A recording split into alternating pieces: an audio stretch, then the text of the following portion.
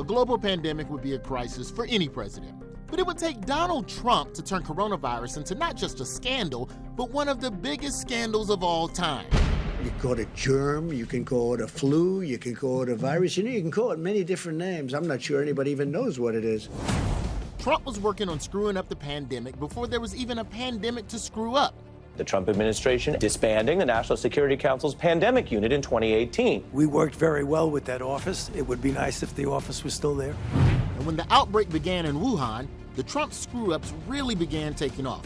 As China tried to hide how bad things were, Trump helped them cover it up because he wanted a trade agreement. It's all taken care of, and China's working very hard on the problem. That's called the art of the deal.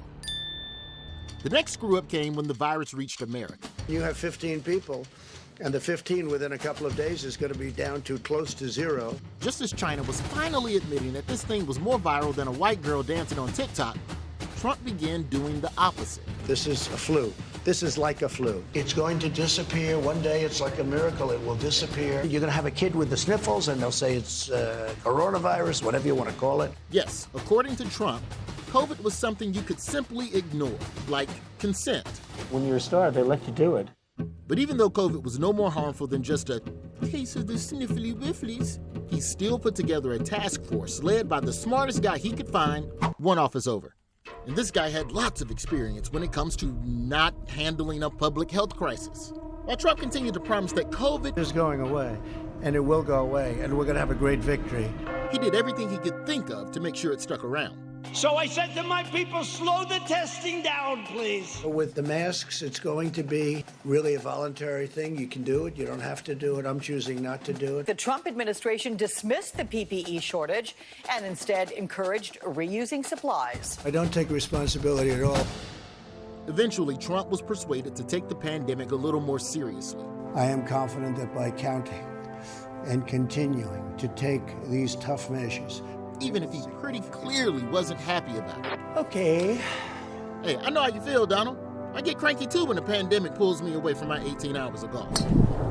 But before long, the second wave of screw-ups would begin as Trump went full snake oil salesman.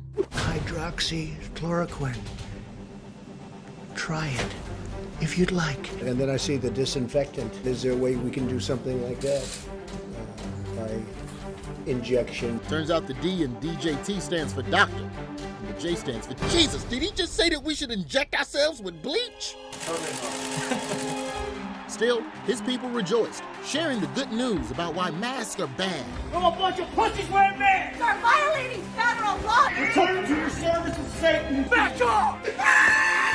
And showing up at his rallies without a care in the world. They are dying. That's true. And it is what it is. As the U.S. became a global leader in coronavirus, it seemed like the good times would never end until it all came crashing down. Breaking news overnight. President Trump and First Lady Melania Trump test positive for the coronavirus. At least 28 people connected to President Trump have tested positive for COVID. It's a sobering reminder that coronavirus is real, and even the most powerful people, even the President of the United States, are vulnerable to this terrible disease. Nah, you can't hurt Donald Trump. His blood is made of cheeseburgers. I'm immune. I could come down and start kissing everybody. So even as Trump's first term comes to an end, COVID. his most impressive scandal keeps soaring to new heights. On a scale of 1 to 10, how would you rate your response to this crisis? I'd rate it a 10.